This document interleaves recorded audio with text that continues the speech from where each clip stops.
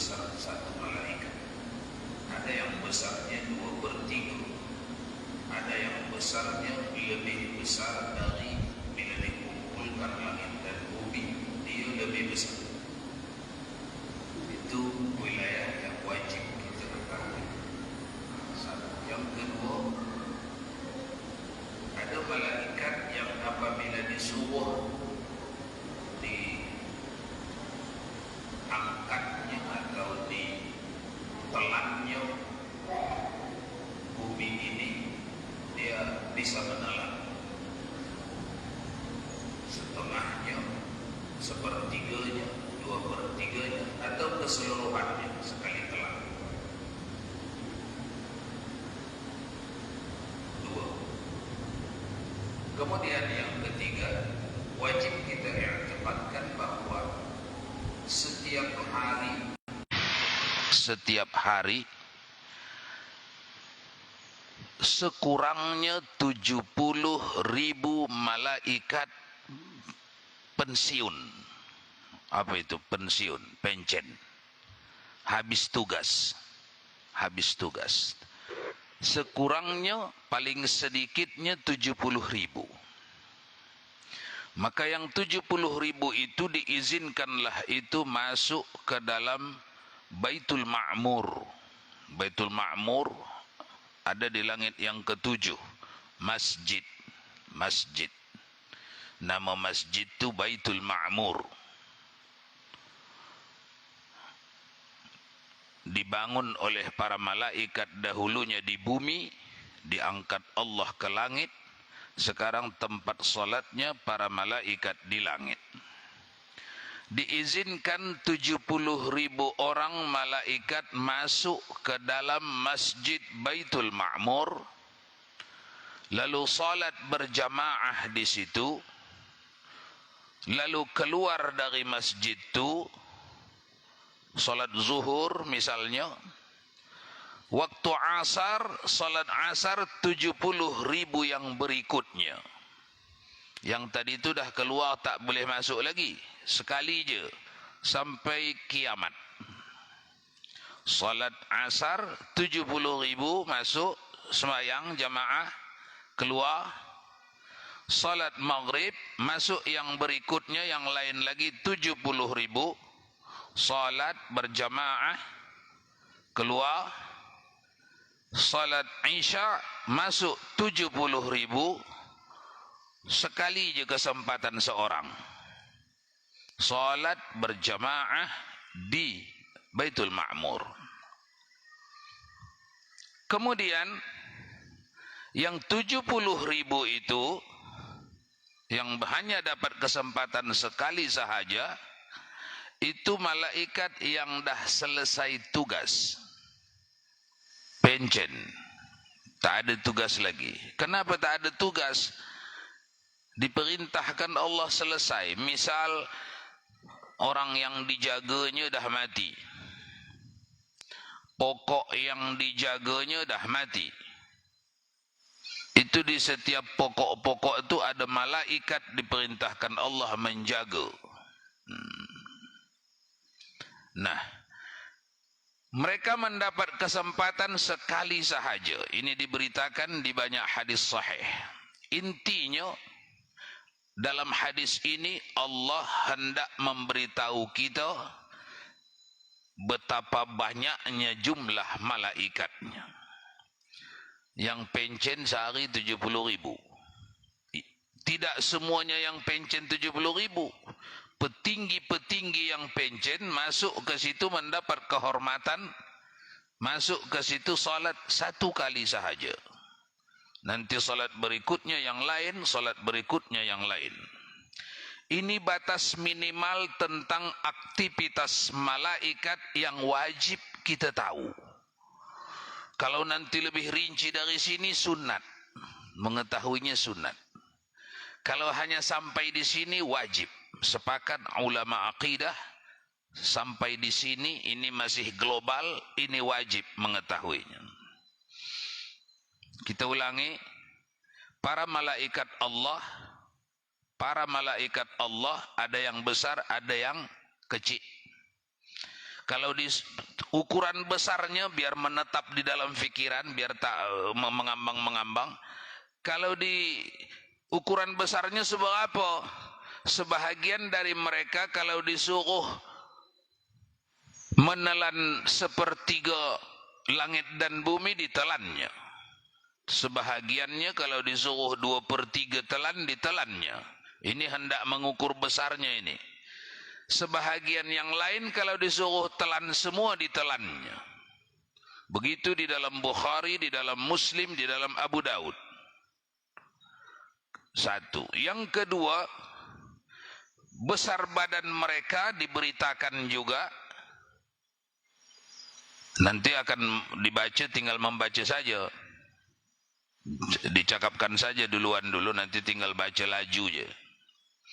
Karena bahasanya pun agak sulit difahami. Para malaikat Allah itu ada yang besarnya lebih besar dari langit dan bumi, badannya. Ada yang 1/3 langit dan bumi, ada yang 2/3. Dua. Yang ketiga tadi apa? Mereka diizinkan masuk ke dalam Baitul Ma'mur sekali je seumur dunia. Seumur dunia ni. Sampai kiamat. Sekali je, sekali je, sekali je. Bilalah gilirannya masuk?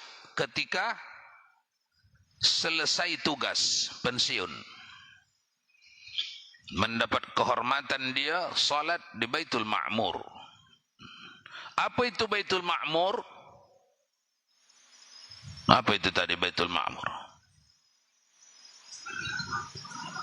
Masjid yang dahulunya itu dibangun malaikat di bumi, tapaknya di tapak Masjidil Haram, diangkat Allah ke langit, lalu disuruh dibangun di situ Masjidil Haram, setentang. Para ilmuwan dengan ilmu mereka tertatih-tatih, lama-kelamaan mereka pun ikut menjumpai bahwa inti bumi, tengah-tengah bumi ada di Ka'bah. Walaupun lama baru dapat. Para ilmuwan lama baru mendapatnya. Abad ini baru dapat.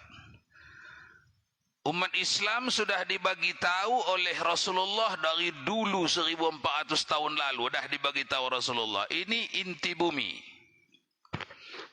Dengan isyarat apa Nabi membagi tahu? Bila dijatuhkan benda dari Baitul Ma'mur ke bawah, maka jatuhnya di Masjidil Haram. Baitul Ma'mur. Kemudian 70.000 malaikat sekali masuk, terdiri mereka itu daripada pembesar-pembesar malaikat yang pensiun. Bukan semua yang pensiun. Pemimpin-pemimpin yang pensiun.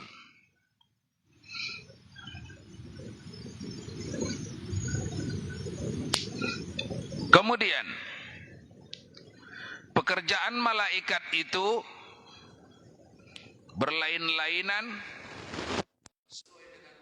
Allah Subhanahu wa ta'ala, mereka hanya kerjakan apa yang diperintah. Selain yang diperintah mereka tidak kerjakan. Setengah mereka itu ada yang selama-lamanya rukuk. Rukuk diperintah, rukuk ajalah dia. Ada yang selama-lamanya sujud. Sujud sajalah. Tak pernah bangkit dari sujud. Sujud je. Karena Allah perintahkan sujud. Dan setengah mereka itu selama-lamanya bertasbih. Subhanallah, subhanallah, subhanallah. Terus. Maka hamba Allah yang bernama manusia, kalau mereka mulazamah dalam zikirnya, lazim mengekali dalam zikirnya, itu rohnya itu bersinar kepada bangsa malaikat. Jadi pembahasan, ini kok mirip kita ini. Begitu dituliskan Imam Ibn Arabi di dalam manaqibnya. Kalau ada manusia rajin dia dan istiqamah dalam waktu yang ditetapkannya, dia berzikir kepada Allah, apakah zikirnya tahlil, apakah tasbih, apa tahmid, atau hauqalah, atau basmalah, atau al-ikhlas, qul huwallahu ahad, itu orang menjadi perbincangan malaikat. Macam kita pula dia ni. Tiap-tiap habis sembahyang berzikir dia, zikirnya ini terus diulanginya. Siapa dia ni?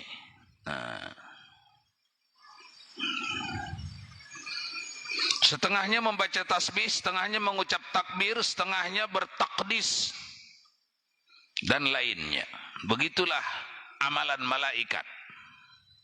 Cara malaikat beramal begitu. Siapa yang disuruh takbir, takbir saja amalannya. Mana yang disuruh tahmid, tahmid saja. Tidak pernah mengerjakan amal yang lain.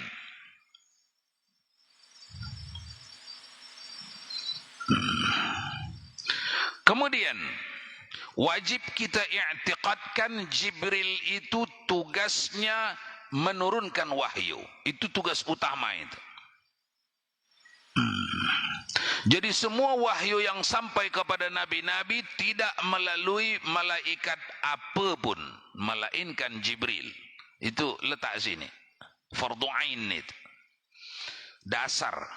Itu dasar. Dasar keyakinan kita terhadap malaikat. Ada Jibril di urutan 1. Tugasnya menyampaikan wahyu kepada semua anbiya wal mursalin. Kemudian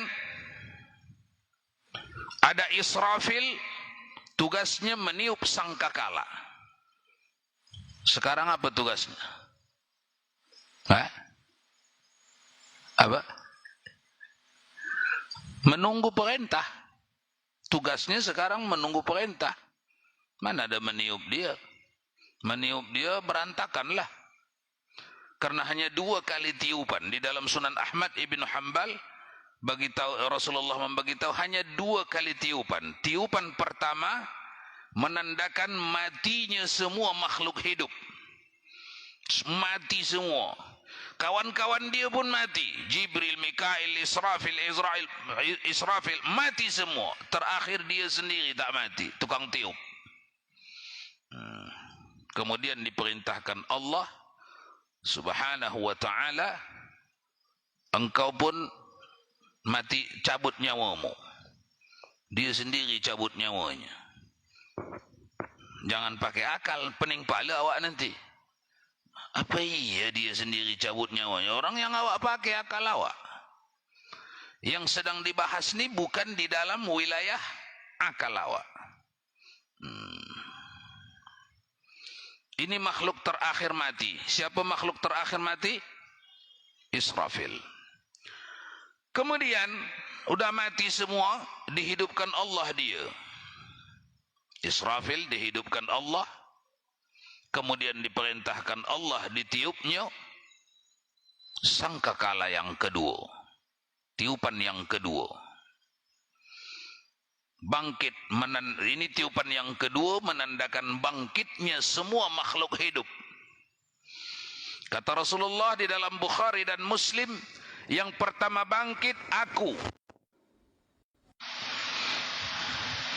Kemudian mengiringi itu, selepas aku, semua orang yang dikubur di Ma'la, Makkah.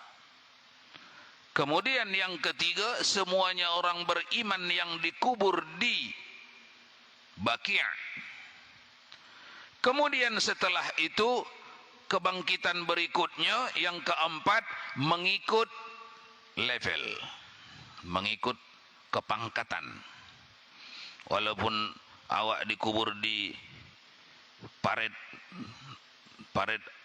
1 atau parit 2, kalau grade awak tinggi, lebih duluan awak bangkit daripada yang dikubur di Jeddah atau di Jakarta. atau di mana istana manapun, kecuali yang di Baqi' dan di Ma'la. Kalau itu yang di Baqi' dan di Ma'la, sekalipun dia sangat awam bekalnya, dia ikut bersama kebesaran Baqi'. Bukan dia yang hebat, tapi Baqi' yang hebat. Jadi ikut terbawa kebesaran Baqi'. Wajib kita i'tiqadkan juga Israfil peniup sangkakala 2 kali, sangkakala kematian pertama, kedua sangkakala kebangkitan. Berjalanlah makhluk ini digiring menuju padang mahsyar. Kemudian padang mahsyar adalah lapangan yang mampu menampung makhluk hidup mulai tahun 1 sampai tahun terakhir umur dunia. Jangan pikir makhluk hidup manusia, jin, malaikat saja, bukan. Kucing yang awak tokok kepalanya itu pun datang. Ada tokok kepala kucing, curikan panggang, ada. Itu pun ikut dibangkitkan ke padang mahsyar. Tapi mereka sekejap, hanya untuk menegakkan keadilan kepada yang punya kucing. Setelah ditunaikan keadilan, kucing kembali dimatikan, kembali kepada tanah. Setelah ditegakkan keadilan kepada manusia dengan seadil-adil.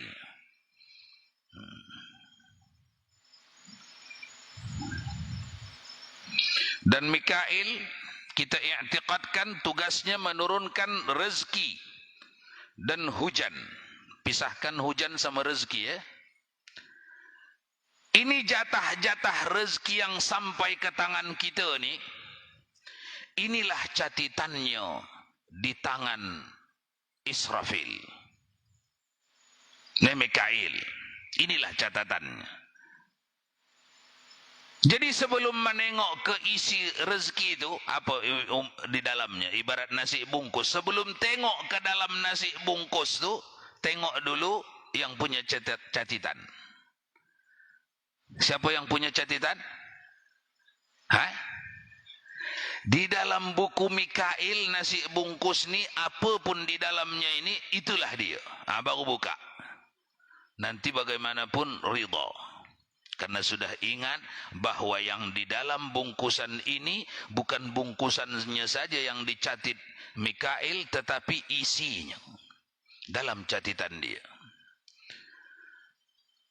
Wajib kita i'tiqadkan, tuan-tuan, Mikail ini ditugaskan Allah untuk menghantar rezeki makhluk yang dicatat Allah di Lauhul Mahfuz. Apa yang dicatat Allah di Lauhul Mahfuz itu? Di dalam surah apa itu?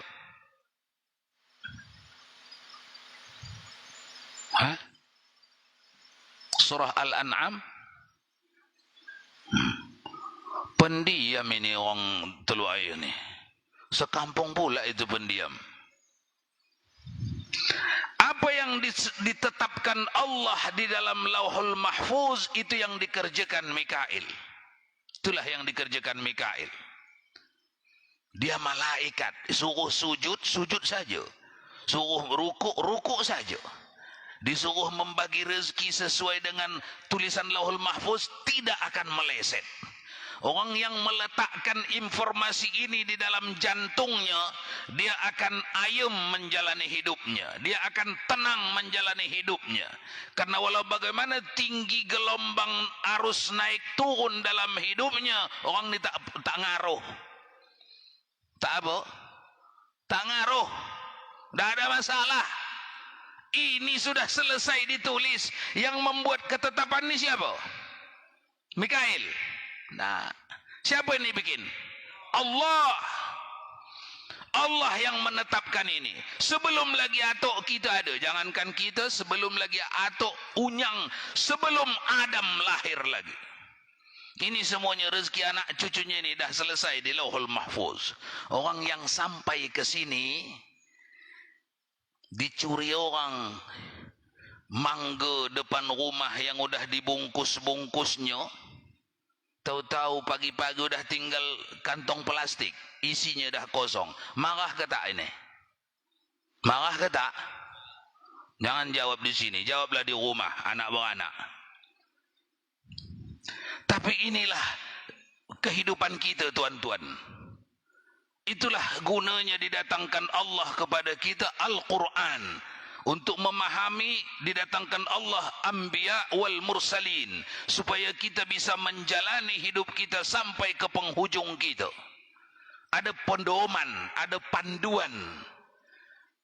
Panduan kita, pedoman kita adalah apa yang diterangkan Rasulullah sallallahu alaihi wasallam kepada para sahabatnya, sahabat kepada tabi'in, tabi'in kepada tabi'in, tabi'in, tabi'in, tabi'in, tabi'in, sampai kepada guru-guru kita yang menulis kitab kita sampai kepada kita hari ini, dan insyaallah seterusnya sampai kepada anak cucu kita. Itulah kehidupan kita, memberitahu bahwa jadwal hidup ini di tangan Allah. Jangan terlalu merasa bisa, aku bisa, apa itu istilahnya, ada istilah motonya itu, kita bisa, apa itu ya, kita pasti bisa, palelu, kita pasti bisa pula. Dari mana awak datang kita pasti bisa? Salah cakap awak tu. Semestinya itu ditarik itu kalimat tu, bukan kita pasti bisa. Mudah-mudahan kita bisa, bolehlah. Semoga kita bisa, bolehlah. Kalau kita pasti bisa, itu bahasa kekafiran. Bahasa jahil murakkab. Jahil artinya bodoh, murakkab artinya bersusun, bodoh bersusun. Apa itu bodoh bersusun? Dia bodoh dan dia tak tahu yang dia bodoh. Teruk tak itu? Dia bodoh, tapi tak tahu dia yang bodoh dia. Dikiranya dia pintar, padahal dia bodoh. Itu bahasa Arabnya namanya jahil murakkab. Kalau bahasa Karimun apa itu? Ada tak itu? Tak ada. Tak ada.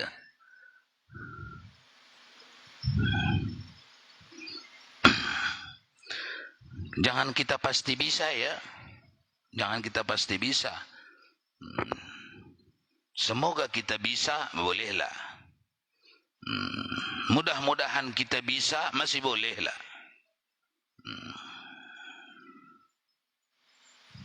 Menurunkan rezeki, Mikail ditugaskan Allah menurunkan rezeki, menurunkan hujan. Ketika awak lagi tak suka ditimpa hujan, kawal diri awak, kawal diri awak. Saya ni baju ni lagi tak suka basah ni. Ya, lagi tak suka basah. Tapi mana lebih besar keperluan awak dengan keperluan hujan datang tu? Berapa banyak orang memerlukan hujan datang tu?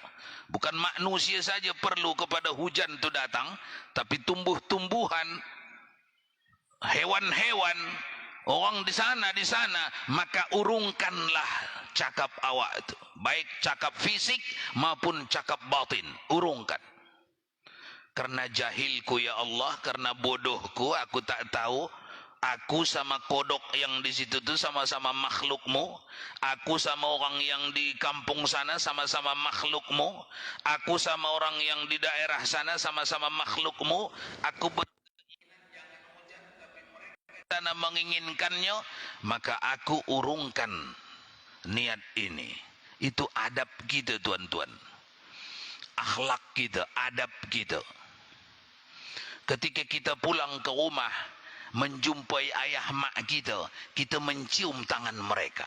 Bukan mereka menginginkan kita cium tangan mereka, tapi kita memerlukan mencium tangan mereka. Apa itu? Adab kita.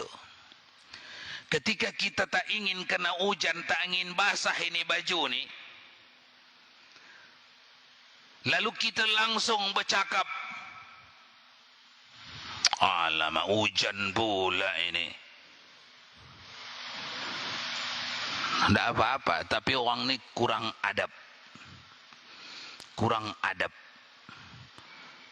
Banyak di sana yang memerlukan hujan. Tahanlah lisanmu.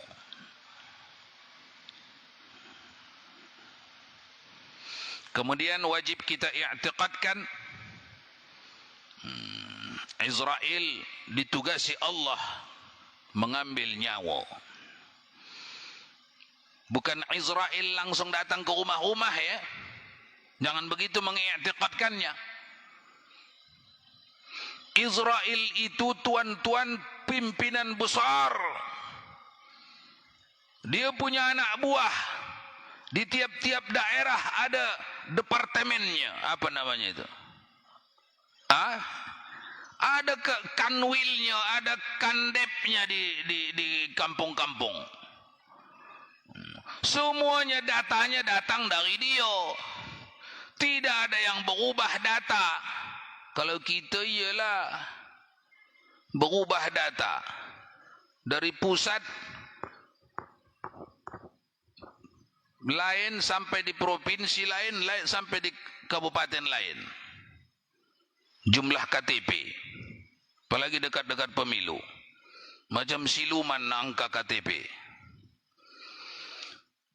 Israel pemegang data diberikan kepada anak buahnya. Israel juga dipanggil karena dia menjalankan tugas Israel untuk mencabut nyawa setiap orang. Tsunami di Aceh, sekali mati berapa orang?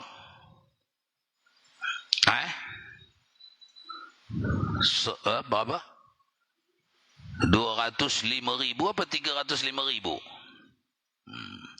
Apakah satu malaikat cabut dia, Israel? Dah.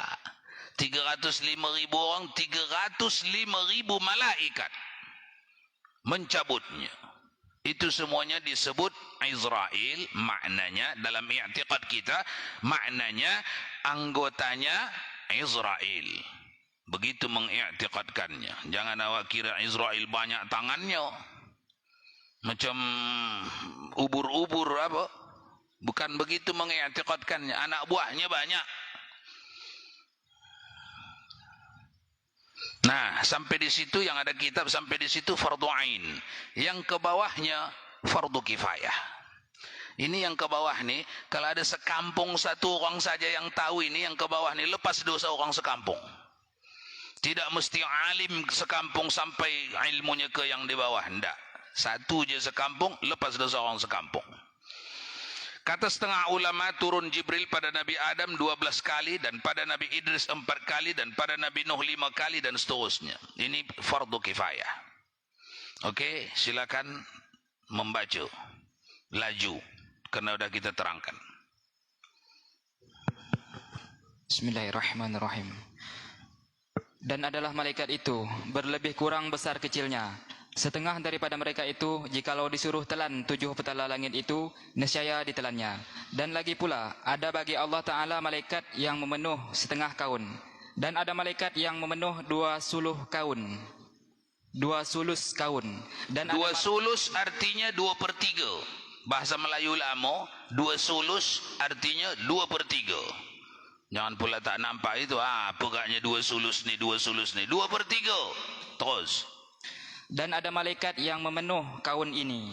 Dan beberapa malaikat yang sudah selesai ia daripada pekerjaannya, masuk ia di dalam Bait Al-Ma'mur pada tiap-tiap hari 70.000. Maka tiada kembali, masuk lagi kemudian daripada keluarnya, yakni sekali seorang jua.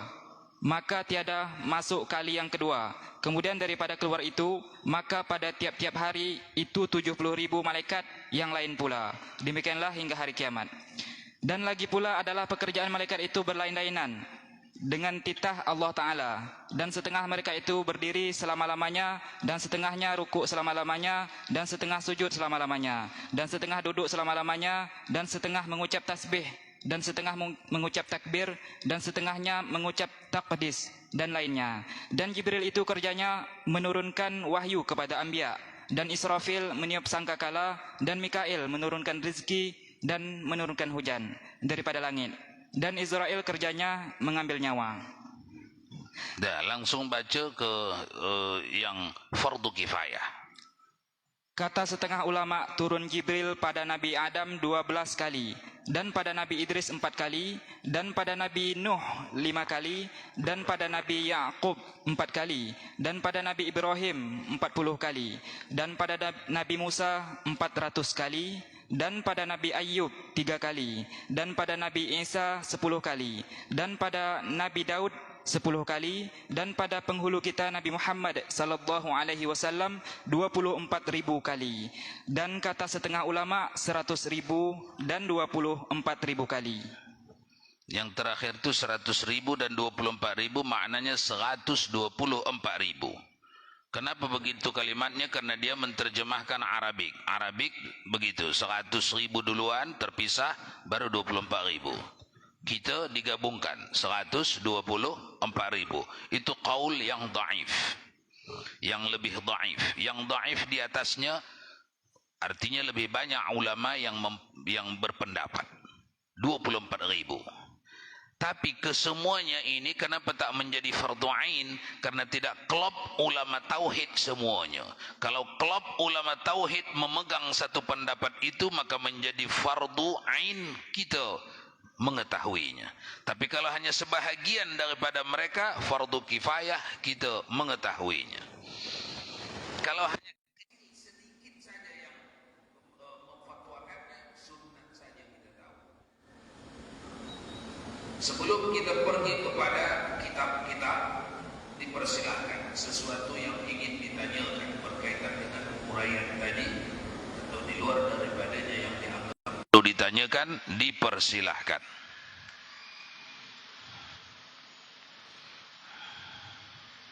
Ya. Berarti malaikat ini ketika dicipta itu langsung dapat tugas, tidak ada fase, maksudnya seperti kita kanak-kanak dewasa itu enggak ada. Oh, tak adakah fase malaikat ini macam kita fase kanak-kanak sebelum dewasa? Tidak ada. Tapi kalau fase belum bertugas ada. Tapi bukan karena dia kanak-kanak, karena yang mau dikerjakan itu belum ada. Contoh, seperti misalnya lahir anak kita. Ini sudah ditulis Allah, ini budak ni, anak kita ni. Anaknya ini nanti berapa orang? Bininya ini siapa? Rezekinya ini sebanyak apa? Dah ditulis. Ini penjaga amalnya ni, pencatat amalnya ni dah ada malaikatnya. Tapi belum bertugas. Karena masih kanak-kanak lagi ni. Malaikat tu ada, tapi belum bertugas. Bukan belum bertugas lantaran belum dewasa macam manusia, tapi belum diperintah. Jadi memahaminya begitu, belum diperintah. Boleh ya? Baik. Yang lain? Nah. Bismillahirrahmanirrahim. Assalamualaikum warahmatullahi wabarakatuh. Assalamualaikum. Yang pertama Buya, yang 70.000 malaikat yang sholat di Baitul Makmur tadi. Yang? Malaikat yang sholat di Baitul Makmur tadi 70.000. Sesudah sholat kan mereka keluar. Itu ditempatkan di mana lagi Buya, malaikat tersebut? Tetap mereka di tempat semula. Karena yang 70.000 itu ada yang diundang dari langit 1, langit 2, langit 3. Itu orang-orang terbaik, malaikat-malaikat yang berpangkat-pangkat tinggi.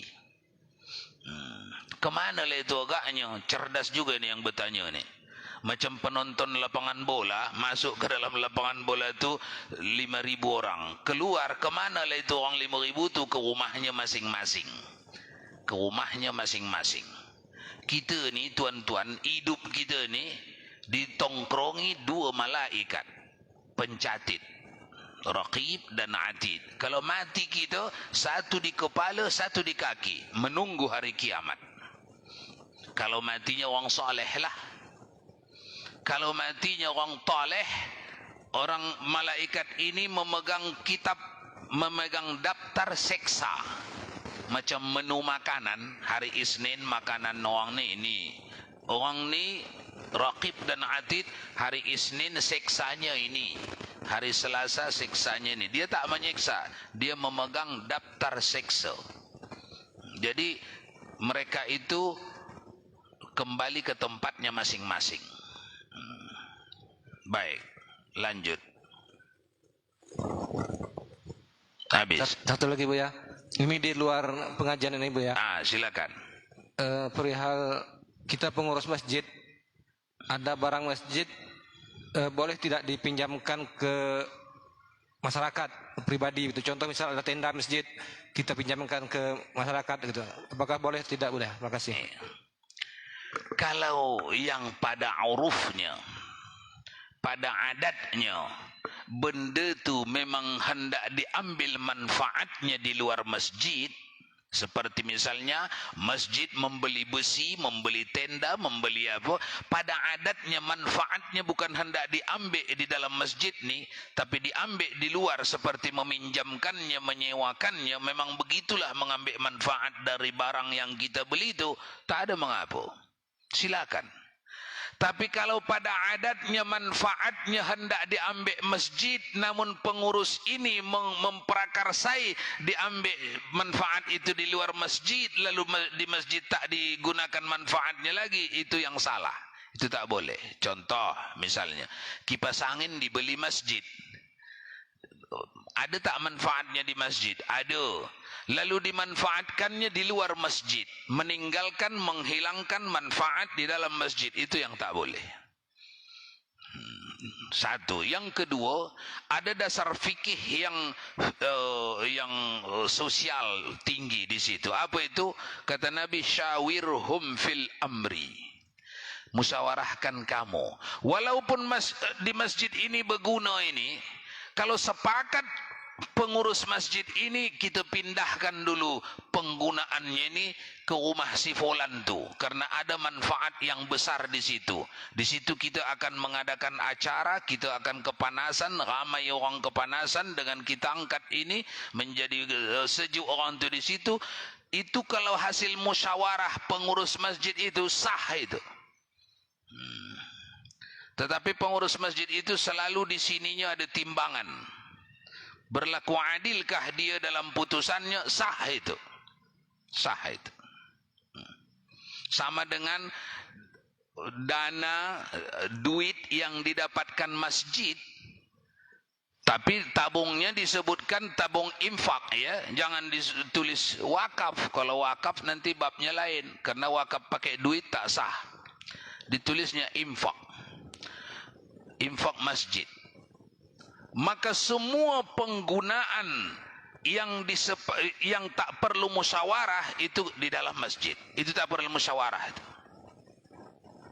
Untuk apa saja yang rosak ganti, apa yang perlu beli, untuk di dalam masjid itu tidak perlu musyawarah. Di mana musyawarahnya? Di situ, di tulisan kaleng tu, di tulisan kotak tu, itulah dia hakimnya. Infak masjid. Penggunaan selain di dalam masjid, tapi manfaatnya disepakati oleh pengurus, sah. Misal, pergi ke Jakarta menjemput Ustaz Abdul Somad, pakai duit masjid itu tadi, infak masjid itu. Tapi itu disepakati oleh pengurus masjid dan mereka merasa berlaku adil di dalam membelanjakannya. Bukan berpoya-poya nyambil menjemput Ustaz Abdul Somad ke Jakarta, tidur dulu di hotel 3-4 hari dengan anak bininya, nyambil dia. Di sini kalau ditanyakan tak lulus dia. Kalau yang ditanyakan di sini masih lulus, dia berusaha cepat-cepat pergi Jakarta, dia ambil penceramah, dia bawa sini, kemudian dijamunya seperti mana layaknya, kemudian dia antar pakai duit masjid, dan itu hasil musyawarah, sudah masuk di dalam perintah Nabi, syawirhum fil amri. Tak ada masalah. Jadi harus bijak. Jangan kaku juga, jangan juga terlalu molor. Jadi apa, bagaimana caranya? Sentiasa bertanya kepada ulama. Fas'alu ahla dzikri in kuntum la ta'lamun. Bertanya kamu kepada ahli zikir. Ahli zikir itu orang yang faham maksud Al-Quran dan hadis, mengikut pemahaman ulama-ulama saleh. Sentiasa, bukan jarang-jarang. Sentiasa. Seperti membangun WC misalnya di masjid. Jangan bangun WC tempat buang air kecil, buang air besar satu badan dengan masjid. Jangan. Berdosa itu. Tak boleh itu. Pisahkan atapnya, pisahkan bangunannya dari dalam masjid. Dari dulu dah teriak kita itu, tapi awak degil. Tak apalah, memang awak dasar keras kepala. Tak boleh membangun masjid, membangun tempat WC, tempat buang air kecil, buang air besar yang satu badan dengan masjid. All. Syafi'i, Maliki, Hanbali, Hanafi. All. Tak ada yang mengizinkan. Tapi awak membuatnya. Memang orang hebat awak. Udah ya? Habis masa? Wallahu a'lam bis-shawab wa ilaihi marji'ukum fa unabbi'ukum bima kuntum ta'malun.